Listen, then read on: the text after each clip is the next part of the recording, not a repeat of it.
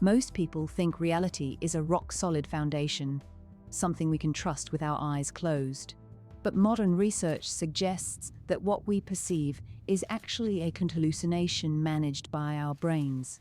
We believe we are the protagonists of a grand, physical world.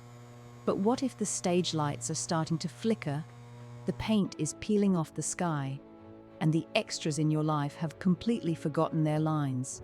Most of us assume that the neighborhood we walk through every day is made of wood, brick, and bone. But for some, that illusion is starting to dissolve into something much more hollow and mechanical. Imagine standing on your front step in a quiet suburb, maybe somewhere like Perth, north of the river, watching the sun set over a landscape that feels just a little too perfect. It starts with a subtle humming, not in your ears, but deep inside your teeth. It is a vibration that some people notice when the environment doesn't quite match the sensory input. You look at your neighbor, someone like Mrs. Gable, and you realize she isn't just hanging laundry, she's performing a sequence. Her hands snap shut on thin air where a clothesline should be, making a sharp clacking sound that echoes across the lawn. When you call her name, she doesn't turn like a human would. Her head snaps 90 degrees in a single frame, revealing eyes that are nothing more than flat, brown circles like paint on a marble. There is no pupil, no depth, just a static image of a human gaze. This is the moment you realize that the rehearsal you thought you were part of is actually over, and the entities you aren't even trying to look human anymore.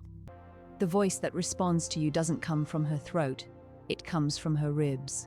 It sounds like a recording with heavy static underneath, a flat greeting that says "lovely day for tea," while she slides toward you across the grass like a cardboard cutout. She doesn't walk.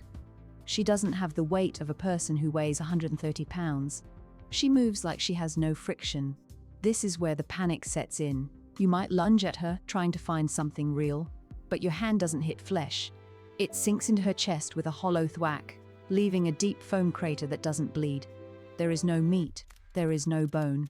It is just a plastic bin response in a world made of set pieces. You might start laughing because the absurdity is too sharp, too empty. You want to crawl into that foam crater because for a second it feels safer than the crumbling reality outside. You forget your name. You forget what a house even is. You feel like noise, like something stuck in the wrong body, while the humming gets louder and louder. This phenomenon touches on what researchers call the uncanny valley, a psychological response where things that appear almost human, but not quite, trigger a deep sense of unease. In US cultural contexts, we see this reflected in our obsession with simulation theory. Some people suggest that our reality might be a sophisticated data projection, much like a video game with limited assets. Research suggests that when the brain encounters a glitch, a sensory mismatch, it can lead to feelings of dissociation or derealization.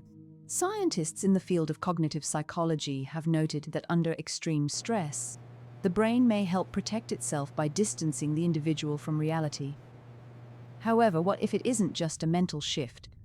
What if the asset you see in the mirror is actually failing its integrity check? Some researchers suggest that the feeling of a hollow world might be a byproduct of how we process architectural and social patterns. We are used to the target aesthetic clean, repeatable, and safe. But when that safety peels away, we are left with the dry resin of a simulated existence. It's like hitting a plastic bin instead of a person. The sound is a hollow thwack, a reminder that the meat and bone we might just be high-density foam in a world that forgot to load the rest of the textures. Think about the way your shoes feel right now. For some, the transition is physical. You try to run, but your sneakers have melted into your skin. Your feet are no longer feet, they are featureless blocks. You trip and hit an invisible wall where your front door used to be, trapped in a yard that has become a digital cage. In a desperate attempt to feel something real, you might bite your arm, needing to see red, needing to taste something wet. But when the skin gives way, there is no blood. There is only a hollow violet glow. You are chewing on something that tastes like dry, bitter resin. The man in the docker's hoodie and the woman holding the milk, they've all stopped. They've turned toward you in a silent, twitching line. 100 voices begin to vibrate through the limestone and the dirt, rattling your jaw with a mechanical message. Petro, pass at 8:15. Collision detected. Please return to idle. You are a leak in the system, and they are coming to plug the hole. Your mouth is gone. Your teeth are gone. You are spilling out into a world that was never meant to be permanent. If you find yourself feeling like the world is a bit too cardboard today, there are grounding techniques that may help. Focusing on the weight of your feet, even if they feel like featureless blocks, and identifying 5 things you can smell or touch can bridge the gap between perception and reality.